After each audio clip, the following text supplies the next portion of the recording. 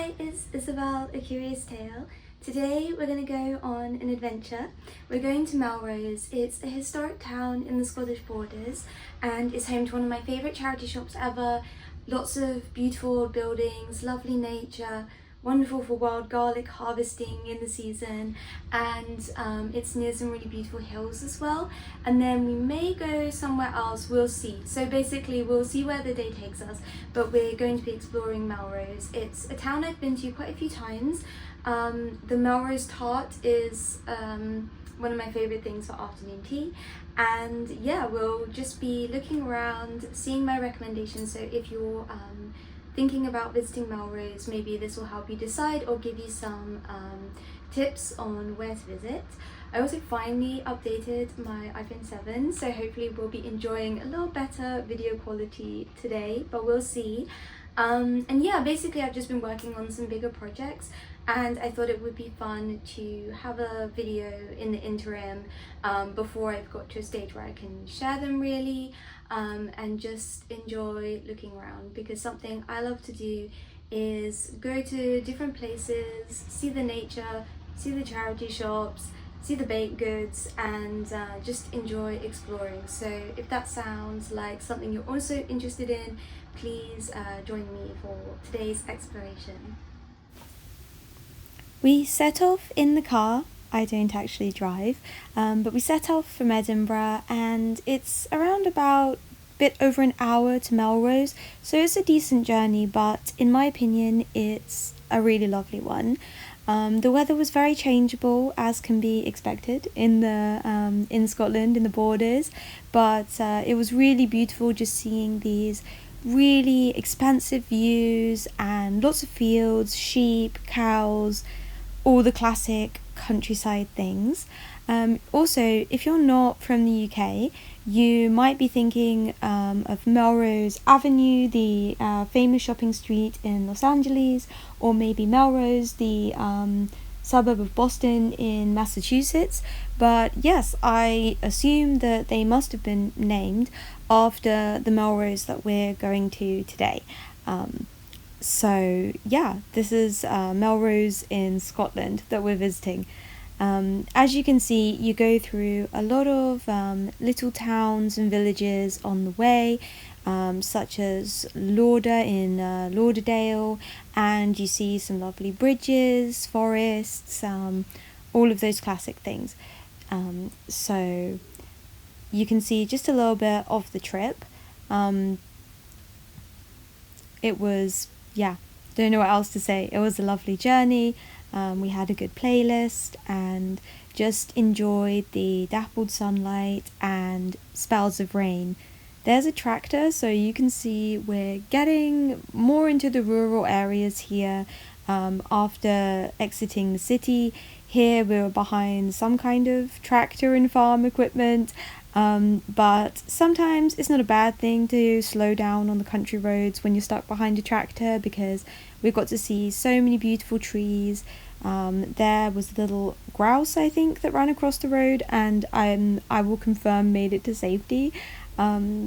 So yeah, and listening to a bit of Ozzy Osbourne there, because that was actually on the 5th of July, the date that he had his concert. But no, we instead were in the forest on the way to Melrose. There we're just entering Melrose, and you can see to the right one of the 3 hills that are outside the city. This is my handmade doll. And first we have Priorwood Antiques in Melrose. It actually had some really stunning pieces from the Swat Valley in Pakistan inside, and some interesting vinyl as well. So that was our first stop. And then we have Priorwood Garden. It's a very beautiful garden right near the car park in Melrose. So you can just enter for free, look around, enjoy the flowers, and it was a little bit windy here, as you can see, but the sun had come out, so it was really nice just to have a little wander around. This is usually our first port of call when we visit Melrose. Here you can see the Abbey ruins, which we didn't visit specifically this time, but we had a good look at from the garden. I think Melrose is probably the fanciest town in the Scottish borders, so if you're someone who enjoys very picturesque country scenes and fancy boutiques, I think it's definitely for you. But as with anywhere in Scotland, you have to expect some changeable weather and perhaps some wind. But I think it's just part of it, you know. This was a little book sale, which I thought was really cute. And yeah, I think it's just a lovely garden to visit for a quick bit of inspiration and just shows how close you are to nature in this little town.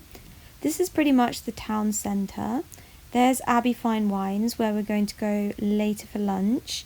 And then we just had a walk down the high street.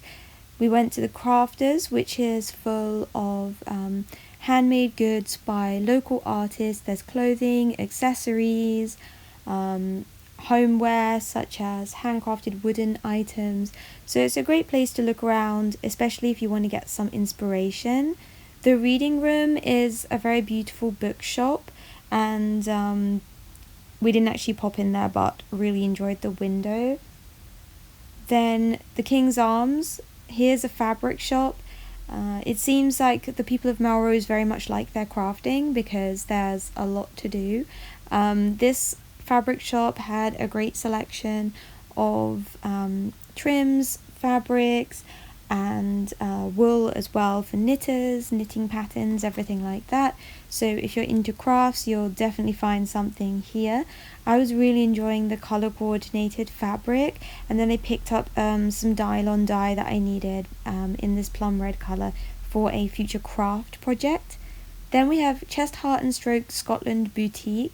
This is definitely one of my favourite charity shops in Scotland, partly because the first time I ever visited Melrose, I found some really great gems. But I also just love how they have decorated the inside of the shop, and I didn't find anything to take home with me this time because as an avid collector I'm trying to be very discerning, but I really enjoyed looking around, seeing a few vintage pieces, seeing some artwork, and again just really enjoying how they've decorated the shop. I think it's so cool that they've just really embraced the kind of vintage feel. Then we have Alex Dalgetty and Sons. This is where we went to pick up the very important part of the trip, which was the Melrose tart. You can also see the Selkirk bannock there. They have some other creations, the border tart, but here we have the Melrose tart, which has a layer of ginger sponge and some really good icing. So back in Abbey Fine Wines, we are having lunch. It's actually a wine and spirit shop, but the cafe has really good food, so that's always somewhere we often go if we visit Melrose. Then we walked a little bit out of the city, town, through this park. You can actually see this is by the rugby ground because Melrose was the birthplace of rugby sevens. Then we went to the River Tweed, which was pretty full because we've had quite a bit of rain recently, and it's really lovely because it's not even 10 minutes walk from the high street, and then you have this lovely path that you can walk along, and then this suspension bridge, which I believe is 100 or 200 years old, and it leads you to Gattonside, which is on the other side of the bridge. So we enjoyed seeing some cows, some sheep, wandering around the river. Obviously a lot of people were doing their dog walking there, so that was a lovely just little detour and a quick walk because it was spitting with rain a little bit, but still we enjoyed walking onto the bridge and just admiring the view. Incidentally, I saw that Melrose had a population of 2,500 people in 2020, so that kind of gives you a bit of an idea of the size of it. Yeah, this is the River Tweed, which actually goes all the way to Berwick-on-Tweed, which is a town in England right on the border with Scotland. So you can see where it doesn't start, but where it's a lot smaller here in Melrose. Then you've got the Tweed Valley Mountain Rescue Team, which I thought was funny because, you know, is surrounded by hills, but you never know what could happen to hikers, and nice to see that you have that protection if you're hiking around. Then these are just a few more shots from the centre of town. This is the Tremontium Museum, so it's a Roman museum. I've never actually been there, but it looks very interesting, and if you're into history or Roman history, this would be a stopping off point. Here's just another view showing, from all around the town you have lots of beautiful historic views. Then just a short drive from Melrose is Abbotsford House. It's going towards Galshield, and it's on the banks of the River Tweed. The parking is pay and display, and then you also have to buy tickets to Abbotsford House and the Witch's Corner, which is a sculpture trail, as you can just see the start of it here. But for just a few pounds more, you can get an annual pass, which means that you can visit as many times as you want over the course of a year, so that's quite a nice option. It's on the banks of the River Tweed as well, so you can actually walk towards the house from the walking trail, but to go inside the house you need the ticket. So this is a quick view of the gardens. You walk from the visitor centre to the house down a lovely road, and then this is the house itself. So it was the ancestral home of Sir Walter Scott. He's a 19th century Scottish novelist and poet, and some of his most famous works include Waverley, which you might know like the name from Waverley Station in Edinburgh, and Lady of the Lake. The house is full of Gothic architecture. That was just a copy of Robert the Bruce's skull, I believe, and this is a skull of a man who died in a battle. So we were told that Sir Walter Scott wanted to have the skull of nobility and a skull of a commoner, sort of a commentary on equality, I suppose. There are some really interesting creatures and characters around the house like these. Lots of medieval things or revival things from all different centuries, skulls, armour, weapons, beautiful stained glass, and we were told that in his later years he became much more of a pacifist, but his interest in weaponry didn't diminish. This is actually his library, a double layer library full of books which you can actually access for research purposes, but you would need to get in touch about that before visiting and try and arrange something.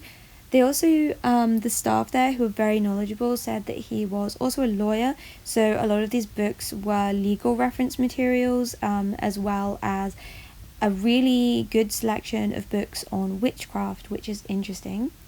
I thought some of these details here were quite interesting, those wooden carvings, and then this room which had much of an Eastern influence in it. This beautiful paintings all over the wall were maybe one of my favourite parts of the house. And then yet another room full of weaponry and some very interesting gargoyles. It was raining very heavily when we were in the house, so we actually picked the perfect moment to go inside. And you can just see that Sir Walter Scott was a real collector, which is something I really resonate with because I'm a big collector as well. So it's cool to see people from the past who were in their time equally interested in collecting antiques. Then we went to the Witch's Corner. It's essentially a sculpture trail with a little walk in the woods, so it's just really nice to get into nature, and as you walk through this beautiful forest you see some different sculptures which celebrate Scottish folklore, the faerie, and you can also learn about some fairies and creatures that are from Scotland, such as these little goblins and many more. Here's the witches with their bobbling cauldron, and then this beautiful throne. Luckily the rain had subsided when we were walking in the forest. I particularly like this little fellow who is in his fairy house. So after a wonderful time at Abbotsford House, we took a drive to the Leaderfoot Viaduct. This is a train bridge, and there's a little spot, like a viewpoint, where you can stop your car, and then there's also a walking path that goes past this. So you could also go on a walk to see the bridge. Again, really beautiful. And one thing I love about Scotland is so many things that are functional, like a bridge, are also just so stunning and also fit very well with the landscape around, in my opinion. Then we drove back and the sun came out, and then just getting home and having my tea. Thank you for joining me on my adventure. It's the next day, so I just thought I'd pop in to say I hope you enjoyed my trip to Melrose and to the fairy forest. Let me know if you've ever been to Melrose or if you're thinking of going, and yeah, or if there was something in the video that you were interested in. So thanks for joining me. Hope you have a wonderful day and hope to see you again soon. Bye!